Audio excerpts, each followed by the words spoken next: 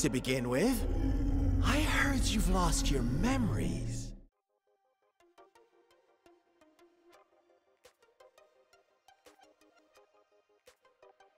Vývojári Kuro Games, vykrádači Genshinu alebo prelom gacha hier.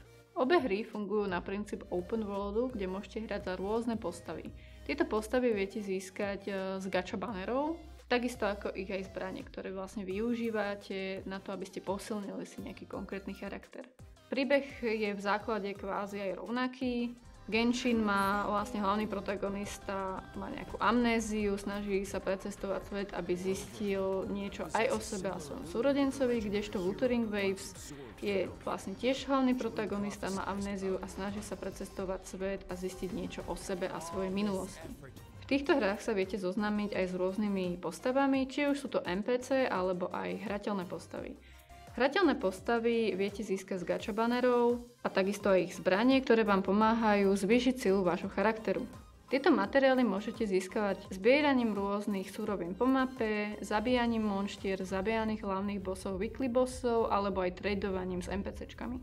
Genshin je skorej zameraný na taký fantasy open world, kdežto Wuthering Waves je zameraný skorej na futuristický postapokalyptický svet. Bojový systém oboch hier je rozdelený v tom, že Wuthering Waves je troška jednoduchší ako je Genshinový. Využíva práve aj prekvapenia, keď switchnete postavy, kdežto Genshin toto nevyužíva. Zväčšovanie damageu postav je jednoduchšie vo Wuthering Waves, keďže esencie môžete získavať priamo z monštier a v Genshine artefakty získavate len prevažne z domainov. Rozmanitosť postav a cosplay materiálu je lepšie v Genshine, keďže táto hra je už dlhšie na scéne a obsahuje viacej postav, ktoré ešte stále vychádzajú. A Wuthering Waves, keďže je iba od roku tohto, 2024 od mája, konkrétne vonku, tak má naozaj limitovaný počet postav. Genshin má stále návrh, čo sa týka popularity, ale Wuthering Waves ho začína pomaly, ale iste doháňať. Osobne viac hrávam Wuthering Waves, ale aj Genshin mi je stále blízky.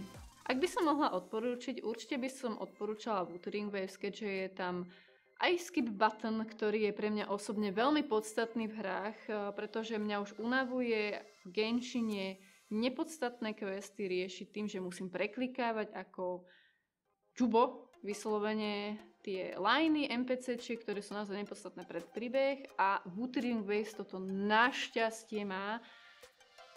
Kebyže to pridali aj do Genshinu, tak aj ten Genshin hrávam viacej. Now, Rover, the story is yours to spin.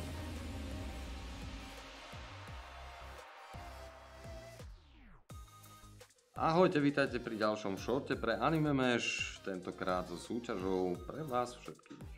Do súťaže budeme príjmať všetky cosplay fotografie, či už zhotovené mobilným telefónom alebo profesionálnym foťákom. Takže sa určite zapojte u nás v súťaži pre Anime Mesh. Pôjde o cosplay súťaž z tohto leta. Našou výhrou bude sada pucly, ktorú si môžete potom prevziať v našom štúdiu. A samozrejme, nebudeme to len my, ktorí budú rozhodovať o tej správnej fotke v tejto súťaži. Budete to aj vy, diváci, kto budete rozhodovať o tom, kto túto súťaž vyhrá.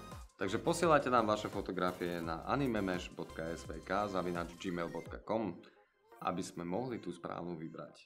Cena na vás čaká.